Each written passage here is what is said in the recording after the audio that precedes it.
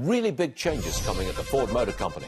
They're cutting sedan production, otherwise known as cars, okay? The Taurus and the Fiesta, they're not going to sell them in North America any longer. They're going to concentrate on light trucks and SUVs.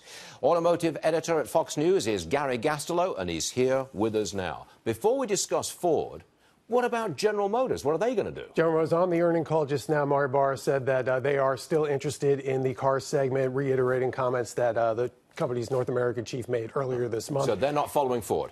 I wouldn't be surprised to see some straggler models get knocked out, but as far as the midsize Malibu is concerned, and maybe the Cruise, they'll probably be sticking around for a while. It's still a 2 million unit segment industry-wide. That is big. Yes. Okay. Now, Ford Motor Company, no more Taurus, now no more Fiesta. There's a couple of other marks that I don't know, but they're gone. Why? Is it just to save money? Fusion in the focus as well. Look, we're talking about less than 500,000 units sold last year in the United States, apparently unprofitable units. If you take the crossover versions of these same platforms, you're talking about 30 to 50% better transaction prices.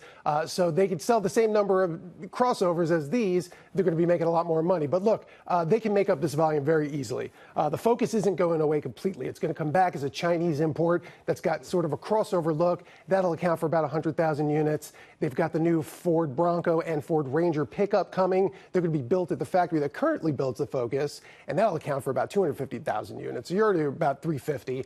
They've got another small SUV coming. They haven't said the name of it yet. That could be another 100,000. And then just growth in Explorer, Edge, and Escape crossovers. That can cover the rest of it. But they are going to become a light truck, van, and SUV company. That's basically what they're going to be. Essentially, the only car left will be the Mustang, at least for the time being. That said, they haven't really detailed what they're going to be doing with their electric cars. Some of those could appear as sedans, as hatchbacks. That's going to be coming a little after 2020. I was really interested in this story because I don't like driving a car any longer. It's too low. I like my van. I've got an SUV and I've got a truck. I like to be up there. You know, we've got a great view of everything. And I'm sure a lot of consumers feel exactly the same way. Once you've got the high ride, you don't want to go back to the low ride. Where am I going wrong with this? Look, Jeep is an all SUV brand. BMW has 8 SUV models in the United States right now. They also still sell cars. I think Mercedes-Benz has 7. Really? This is where the market's heading. Ford's going to have 8 at least in a couple of years.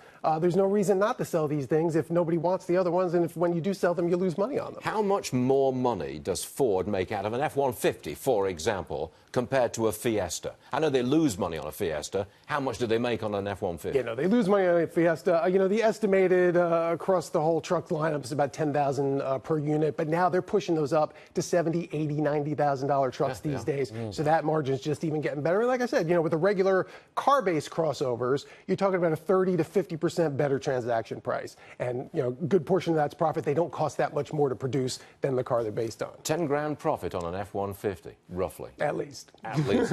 Wow, I paid through the nose, didn't I? All right. Gary, good stuff. Thank you, sir.